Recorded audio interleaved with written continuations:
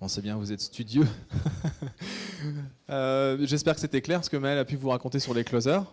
Vous avez pu voir un peu ce qu'on faisait ici. Puis c'est l'occasion pour vous de tester en fait ce qui se passe ici, c'est-à-dire énormément de partage sur le contenu qu'on développe ici à travers les différentes personnes qui sont présentes, parce que vous allez l'apprendre ce soir, mais on est aussi colocataire avec Comendoo ici dans le bâtiment. Je voulais vous remercier à tous d'être présents pour cette deuxième édition des Curiosity. Je vais vous présenter ce que c'est les Curiosity juste après. Je remercie également toute l'équipe. Je commence par ça au final plutôt que de finir par ça, mais toute l'équipe qui a permis d'organiser ça, c'est-à-dire l'équipe de Comendoo et l'équipe d'Unity, ainsi que nos sponsors. Donc la NDRH, dont vous faites principalement partie, Hello Work, Happy to Meet You et Artis Interim qui sponsorise cet événement. Alors pour commencer, on va juste se présenter rapidement, Jean-François et moi. Moi, je m'appelle Loïc Desfins, je suis cofondateur de la société qui s'appelle Unity. C'est une boîte qu'on a créée avec Nicolas il y a un peu plus de 2 ans. On est un startup studio, ça veut dire que on crée des produits numériques avec nos clients qui sont plutôt des entreprises, des PME, des ETI, voire des grands groupes, mais dans une logique de création de produits autonomes. C'est-à-dire qu'on va jusqu'à créer une start-up avec eux. On n'est pas en service, c'est-à-dire qu'on est tout le temps orienté en mode création de produits, éventuellement allant jusqu'à créer une structure autonome qui porte le nom de start-up. Voilà. On va en parler un peu ce soir. Et moi je me présente, bonsoir à tous, Jean-François Bertrand. Donc moi j'ai été responsable ressources humaines pendant 10 ans. Juste pour me situer un petit peu, et j'ai créé il y a 1 an et demi, co-créé Comendoo, qui est une société qui accompagne des entreprises en croissance en leur mettant à disposition les compétences dont elles ont besoin, sur le temps dont elles ont besoin, donc de 1 à 5 jours par semaine, on fait beaucoup de temps partiel, et donc on recrute pour eux ces compétences sur des fonctions support, commerciales et digitales. Je vais vous présenter un peu comment ça se passe, les Curiosity. On a l'idée de la soirée, c'est ce qu'on a réalisé déjà l'année dernière, c'est que tous les 6 mois, en fait, on décrypte un secteur d'activité. Il y a 6 mois, on a décrypté ce qu'on appelle le secteur de la food tech, donc tout ce qui est innovation autour de l'agri, agro, donc ce qu'on appelle la food, de la fourche à la fourchette, avec toujours les mêmes réflexes et la même organisation, c'est-à-dire on vient donner notre vision ou notre bout d'expertise sur le monde de l'innovation en mode start-up autour de la food tech. Donc ce soir, on va le faire autour de la RH tech et de la recrute tech. Ensuite, il y a des startups qui viennent témoigner, qui viennent nous présenter ce qu'elles font, en quoi elles sont innovantes, qu'est-ce qui fait qu'elles se différencient par rapport aux acteurs qui sont déjà présents, qui sont plus historiques sur ce secteur. Et puis après, on fait témoigner des experts. Donc on a 2 formidables experts ce soir qui viendront nous partager tout un tas d'informations sur ce qu'ils connaissent sur ce secteur du recrutement. Et puis voilà, ça se termine aussi autour d'un verre avec un petit cocktail à la fin. Donc ça c'est vraiment la logique des Curiosity. Ce soir, on adresse le sujet de la RH tech au sens large. Alors c'est marrant, c'est pas un mot hyper facile à dire et c'est pas un mot qu'on entend beaucoup, alors, contrairement à ce qu'on peut imaginer. Et plus particulièrement le sujet recrute tech. Alors pourquoi on le co-organise aussi avec Comendoo, puisque c'est au-delà d'être nos colocataires à les closers, leur expertise métier sur le recrutement, on s'est dit grosso modo on ne pouvait pas faire sans eux. Et voilà. Et on est content. Donc ce soir, on adresse le sujet recrute tech. Je disais, alors on ne sait pas si on a inventé ce mot parce qu'il n'est pas facile à dire. Et on entend peu parler de la RH tech. On entend beaucoup parler de green tech, fintech, enfin tout un tas de mots qui finissent par tech et qui font toujours très bien en soirée. Mais la RH tech, c'est pas forcément, en tout cas, moi j'avais pas forcément l'habitude de l'entendre. Et on a commencé à l'adresser parce qu'on a des sujets aussi en cours avec certains de nos clients. Mais l'idée c'était vraiment d'aller voir tout ce qui se passait en termes d'innovation avec les startups en France. On a décidé de zoomer vraiment sur les startups en France et puis de creuser sur au-delà des RH au sens large, plutôt sur le sujet recrutement, donc sourcing, etc. Alors c'est vrai que depuis quelques années, le nombre de startups de la RH tech au sens large a explosé. Si bien qu'il y a beaucoup d'organismes qui essayent de référencer, de cartographier les startups présentes sur le territoire. Et les catégories consacrées à la RH Tech ne cessent de s'élargir, de se diversifier aussi, vu le nombre de startups qui se créent dans ce domaine-là. Selon le média RMS News, d'un point de vue mondial, en 2018, il y avait 600 startups qui étaient consacrées à la RH Tech. Et en France, selon BPI, sur la même année, il y en avait 200 en France. Ça montre que c'est quand même un secteur qui est très porteur en France et à l'international. En témoignent notamment toutes les levées de fonds qui se sont faites l'année dernière et même depuis le début de l'année. Ça a été très actif en termes de levée de fonds sur ce milieu des startups de la RH Tech. Loïc en parlera juste après. Alors pourquoi la RH Tech ? C'est vrai que c'est des nouvelles tendances qui s'inscrivent très profondément dans les entreprises parce qu'on assiste quand même à une évolution hyper importante des modes de travail et même des pensées des acteurs RH dans les entreprises par rapport à leur mode de fonctionnement. Et c'est pour ça qu'il y a beaucoup d'innovations autour de ça en ce moment. Et c'est un constat qui est partagé par les DRH, il y en a beaucoup dans la salle, et par les salariés. Il y en a aussi beaucoup dans la salle, j'imagine. Et la Segos a lancé une étude en 2016 sur laquelle je vais m'appuyer. Et dans cette étude, il y a une majorité de DRH en fait, qui déplorent, et moi je l'ai été, c'était déjà le cas à l'époque, une augmentation trop importante des tâches administratives dans leur quotidien et de la lourdeur du poids réglementaire. Alors ça a toujours été ça parce que c'est un peu inhérent à nos fonctions. Ou mes fonctions précédentes. Mais c'est quand même un constat qui est partagé de l'ensemble des DRH. Et selon la Segos, selon l'étude de 2016 de la Segos, en 2012, 13,5% du temps d'un DRH était consacré aux tâches administratives et aux tâches à cette lourdeur juridique. Et en 2016, ce taux a augmenté à 29%. 29% de votre temps est consacré à ça. Je ne vous l'apprends pas. Parfois, on a le sentiment d'ailleurs que c'est plus. Bon, après, ça dépend des contextes.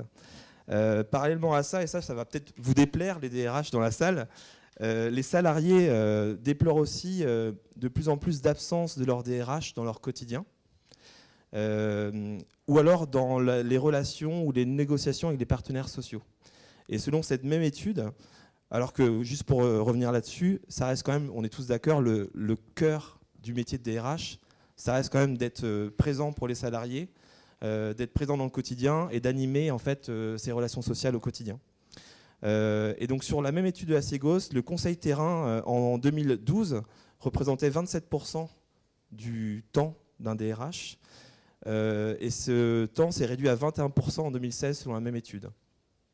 Donc ça montre bien quand même cette tendance et l'objectif est là en fait dans les RH Tech. C'est vraiment le point clé de ce que je voulais vous dire ce soir, c'est ça.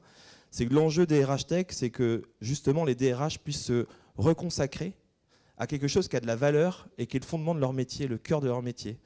Et justement, grâce à ces nouveaux outils, à ces plateformes, on peut justement alléger son quotidien trop lourd en tâches administratives et en tâches à faible valeur ajoutée pour consacrer justement plus de temps au terrain, à améliorer les processus de recrutement, à améliorer le conseil auprès des managers en termes de management et à faire son vrai job de DRH qui m'avait animé et ce qui, je pense, vous anime pour occuper ces fonctions. Juste quelques chiffres aussi pour resituer la RH Tech dans ce qu'on appelle le monde des levées. Donc c'est un terme qu'on utilise beaucoup dans le monde des startups. Alors ça veut pas, alors c'est pas parce qu'on a levé de l'argent et qu'on est une startup et qu'on a levé de l'argent qu'on est forcément une entreprise qui réussit, mais c'est un indicateur. Voilà. C'est aujourd'hui en 2018, l'année dernière, il y avait à peu près 3,3 milliards d'euros qui ont été investis dans les startups en France. La RH Tech représente 250 millions d'euros d'investissement, ce qui en fait le troisième secteur d'investissement en levée, derrière tout ce qui est la ad tech, donc tout ce qui est autour de la publicité, et derrière la fintech. Donc c'est vraiment un secteur aussi qui est en plein boom. Alors on a quelques acteurs, un acteur à Rennes notamment qui fait partie de ces 250 millions d'euros que je ne cite pas. Et on a à voir, pour vous montrer à quel point là, c'est aussi en train d'accélérer. En janvier de cette année, il y a déjà 51 millions d'euros qui ont été levés en France, notamment après la levée de Talentsoft à hauteur de 45 millions d'euros dès le mois de janvier, là, qui vont vraiment se positionner sur le marché français et européen. Et la start-up que je ne citais pas, c'était Klaxoon, bien évidemment. Vous l'aviez tous compris. Voilà, alors ce qu'on a essayé de faire, c'est de... Essayer, ouais, tu as dit. Voilà. Donc on a fait un petit travail de veille sur les différentes startups qui peuvent être identifiées dans l'écosystème français. Alors il en manque bien évidemment. On a des cartographies qui sont imprimées aussi derrière vous, si vous voulez les regarder tout à l'heure pendant le cocktail. On a travaillé sur cette veille. Alors on n'a pas tout inventé, on s'est inspiré de ce qu'on a pu trouver sur le net. Il y avait déjà des cartographies qui existaient, mais on a recensé à peu près 250 startups ou entreprises jeunes en tout cas qui innovent dans le monde de la RH Tech. Et on a divisé cette RH Tech en 3 grands domaines qui reprennent finalement ce processus de vie d'un candidat puis un collaborateur dans une entreprise, qui est le sourcing, la qualification et la vie de cette personne dans l'entreprise. Alors ce soir, on est vraiment plus sur le sujet RecruitTech, donc on va se concentrer plutôt sur les 2 premiers segments qui sont le sourcing et la qualification. Et l'exercice qu'on va faire là à présent, c'est de vous présenter une à une les 250 startups. On a 4 heures devant nous. Ceux qui ne sont pas assis, dommage. Il reste des places juste devant. Non, on va vraiment balayer de manière très, très macro ces différents domaines. Et Loïc, ce que tu n'as pas dit, c'est que l'ensemble des participants recevront cette cartographie par mail. C'est ça, donc même tout le contenu qu'on a pu produire en préparation de cet événement, on va vous le pousser, il sera disponible aussi sur le site web. Donc ça, avec grand plaisir. Et donc là, on va vraiment juste essayer de faire un balayage rapide. On prendra des questions au fil de l'eau par la suite, après les interventions de chacun. Et puis on pourra échanger sur tout ça aussi pendant le cocktail. Donc le premier domaine qu'on adresse, c'est le sourcing. Le talent sourcing, donc le sourcing plus communément appelé, qu'on a répertorié en 3 grandes catégories. La première catégorie, c'est les plateformes de recrutement temporaire. La deuxième sous-catégorie, c'est les outils de recrutement. Et la troisième catégorie, c'est les plateformes de recrutement. Donc je ne vais pas tout les citer comme disait Loïc, parce que sinon ce serait très long. On a choisi de donner 3 exemples. Le premier exemple, c'est Malte, qui est assez connu, et c'est une entreprise qui date de 2013, qui avait un autre nom avant qui s'appelait Upwork. Peut-être que certaines personnes connaissent sous ce nom-là. Ils ont changé de nom il y a 2 ans. Et donc Malte, c'est une plateforme qui vise à mettre en relation des freelances avec des entreprises, avec un algorithme qui aide justement à pousser les bons profils vers les entreprises qui en ont besoin, avec une forte spécialisation sur l'IT. La deuxième start-up qu'on voulait citer, c'était Gopher. Gopher qui est un outil de recrutement spécialisé dans la mise à disposition d'extras auprès du CHR, du monde des restaurants, des cafés-restaurants, de la restauration, pour justement permettre des mises en relation sur des extras qualifiés pour la cuisine, pour la salle, etc.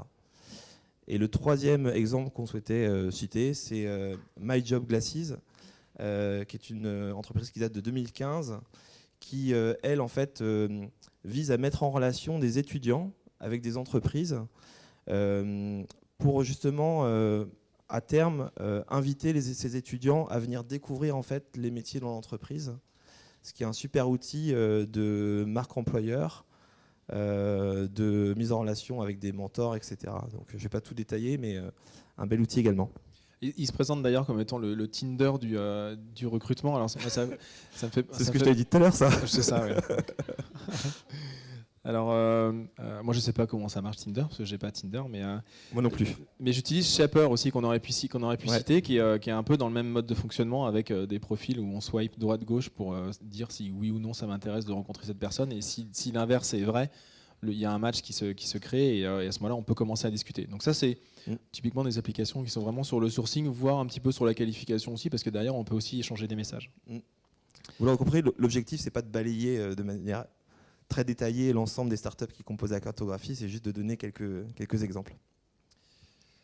Tout à fait. Donc là, le deuxième domaine, c'est la qualification. Donc là, on l'a réparti en plusieurs sous-domaines. Le premier, c'est donc les 3 sous-domaines sont l'intelligence artificielle, les chatbots, etc. Donc je vais en parler très rapidement parce qu'on en parlera tout à l'heure avec Valérie de Jay qui nous parlera de chatbot. La deuxième partie, c'est tout ce qui est un peu validation d'informations. Donc c'est comment je vérifie les CV, les contenus des CV, comment je demande des informations, des recommandations, etc. Et la troisième partie, c'est tout ce qui est autour de un peu la gamification de la qualification. C'est comment donner la main à la personne qui est en phase de recrutement pour compléter un certain nombre d'informations, répondre à des questions, etc., etc. Donc les trois nominés sont les trois startups qu'on a souhaité mettre en avant sont Yatedo, Utrust et puis Assess First. Donc vous utilisez peut-être certaines d'entre elles. Yatedo, c'est une startup qui a été créée il y a un petit moment, qui a été créée à Paris en 2011. Donc ça fait un petit moment dans le monde des startups, mais qui a gagné le trophée RH 2018. Donc c'est une plateforme, enfin c'est une appli qui va aller chercher des informations sur les personnes sur le web. Donc c'est un agrégateur de données, d'informations entre ce qu'ils peuvent aller chercher sur Facebook ou sur d'autres informations qui sont publiques. Et ils vont agréger des données pour dire bah, voilà, telle personne, voilà les informations que je peux récupérer en fonction des informations disponibles sur le web. Donc il y a un bout d'intelligence derrière tout ça.